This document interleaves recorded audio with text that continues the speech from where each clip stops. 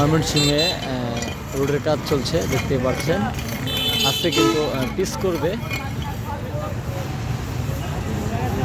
অনেক শ্রমিক কিন্তু কাজ করছে।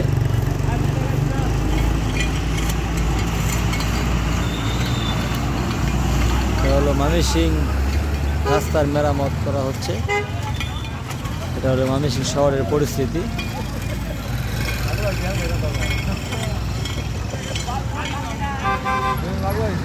অনেক শ্রমিকরা কিন্তু কাজ করছে রাস্তায়, দেখতে পাচ্ছেন। আজকে কিন্তু পিচ করা হবে। যাতায়াতের সুন্দর সুব্যবস্থা ড্রাইভারদের।